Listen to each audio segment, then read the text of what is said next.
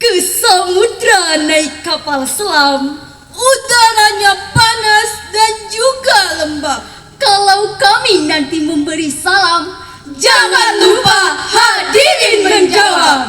Assalamualaikum warahmatullahi wabarakatuh.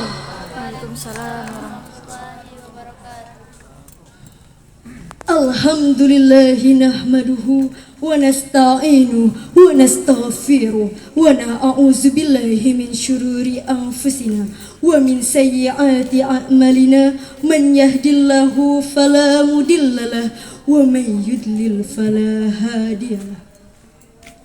Asyhadu an la ilaha illallah wahdahu la syarikalah wa asyhadu anna Muhammadan abduhu wa rasuluh. Allahumma salli wa sallim ala sayyidina Muhammadin wa ala alihi wa sahbihi ajma'in. Amma ba'du. Pada kesempatan yang berbahagia ini, kami akan menyampaikan sebuah syarahan dengan judul Membangun Generasi yang Berakhlakul Karimah. Sebagai landasan syarahan kami, marilah kita menyimak firman Allah Subhanahu wa taala pada surat Al-Hujurat ayat 13. A'udzu billahi minasy syaithanir rajim. Bismillahirrahmanirrahim.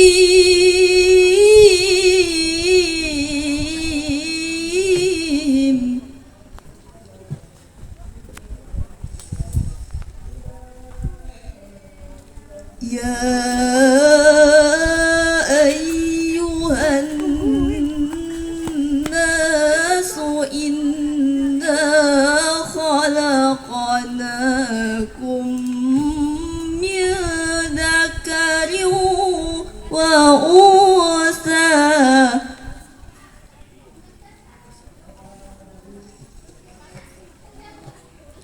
waja'alnakum syu'uban wa qabaila lita'arafu.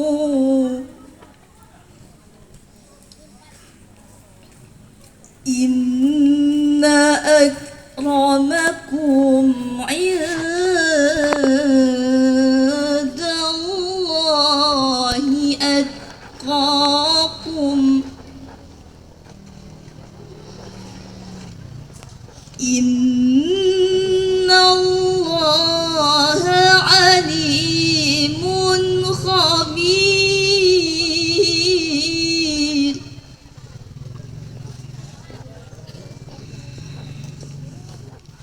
Inna akramakum 'indallahi atqakum. Innallaha 'alimun khabir. Shadaqallahul azim. Aku berlindung kepada Allah dari godaan setan yang terkutuk dengan menyebut nama Allah yang Maha Pengasih lagi Maha Penyayang.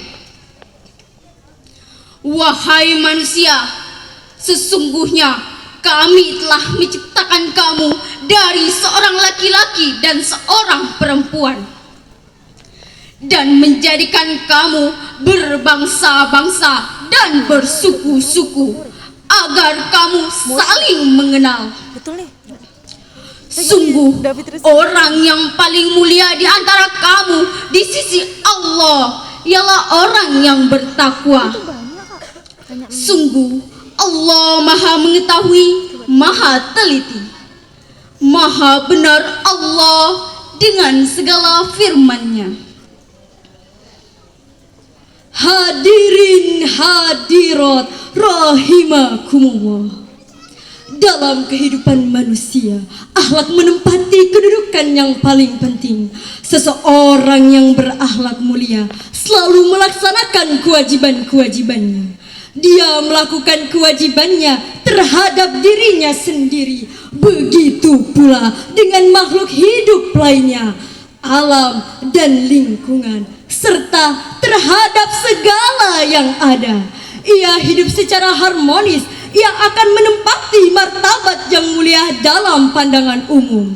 Apabila akhlaknya baik, maka sejahteralah lahir dan batinnya.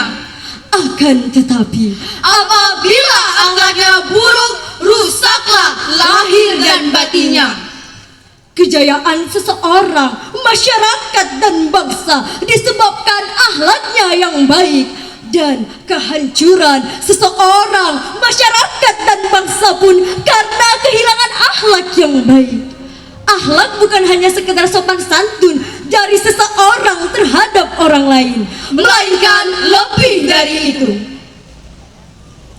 Kiai Haji Muhammad Isa Ansori, seorang ulama dan politikus ulung, mengatakan bahwa akhlakul karimah ibarat pakaian penutup aurat. Orang yang tidak memiliki akhlakul karimah tidak ubahnya seperti orang gila yang berkeliaran di pinggir jalan tanpa pakaian sedikit pun. Oleh sebab itu, orang yang ingin terhormat dalam pandangan Allah Subhanahu wa Ta'ala hendaknya memiliki akhlakul karimah. Dewan juri yang terhormat, hadirin hadirat rahimakumullah. Generasi muda merupakan harapan masa kini dan tokoh panutan di masa mendatang. Ia akan menjadi pemimpin, penguasa, dan guru di masa mendatang. Merekalah orang yang dinanti untuk membawa bendera Islam. Founding Father negara kita pernah mengatakan, berikan kepadaku 10 orang pemuda, niscaya akan kugoncangkan dunia. Mengapa Presiden Soekarno berani berkata demikian? Karena pemuda memiliki potensi, keberanian, dan energi yang dapat diandalkan. Nah, jika orang tua yang melakukan, maka akan terseok-seoklah sebuah pekerjaan. Menurut sebagian remaja, berbicara tentang akhlakul karimah dalam era globalisasi seperti ini dinilai kuno dan kurang maju. Anggapan seperti ini muncul karena mereka sudah terpengaruh dengan budaya barat yang dinilai maju dan modern. Mereka sudah tidak kenal batas, batas halal, batas haram. Rasa malu hampir hilang kalau kita lihat saat ini kondisi generasi muda memerlukan perhatian yang serius, terutama pada pembinaan akhlak mereka. Kenakalan-kenakalan generasi muda, terutama oleh para remaja, sering kita ketahui melalui pemberitaan di media massa. Bahkan kalau diamati pada surat kabar, tak sehari pun kita sepi dari pemberitaan kejahatan yang dilakukan oleh generasi muda. Seperti pelajar dibekuk Satpol PP ketika jam pelajar. Seorang pemuda tewas karena balapan. Seorang nenek diperkosa oleh anak SMA. Sampai kapan kondisi ini akan berlanjut? Hadirin hadirat yang dirahmati Allah Subhanahu wa Ta'ala. Bekal yang paling utama dan selaras dengan fitrah anak-anak adalah didikan sholat.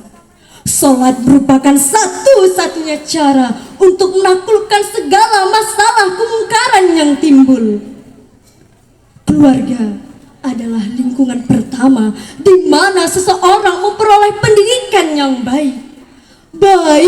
buruknya perilaku anak bergantung kepada didikan kedua orang tuanya.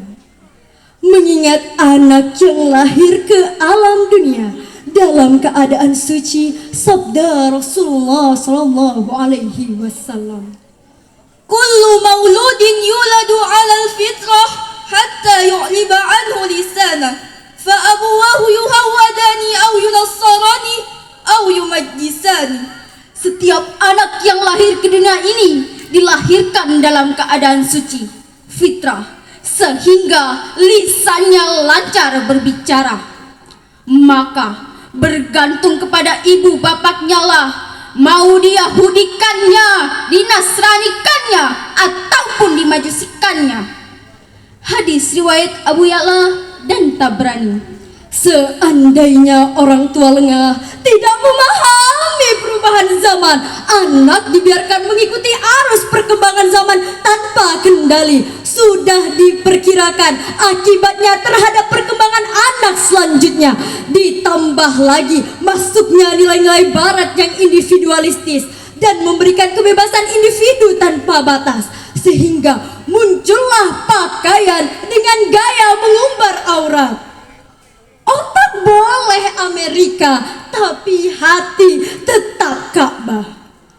Otakmu boleh Jerman ataupun Amerika, kau harus berpedoman, hatimu tetap Ka'bah.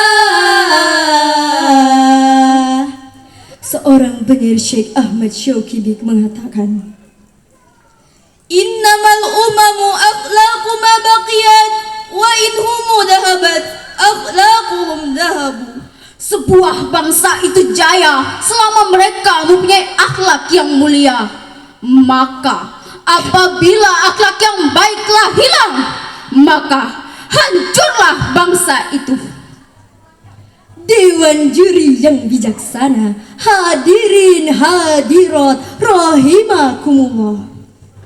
Seperti Raja Namrud dan rakyatnya yang menolak ajaran Nabi Ibrahim, maka Allah Subhanahu wa Ta'ala menurunkan azab berupa serangan nyamuk yang gigitannya mengandung penyakit mematikan.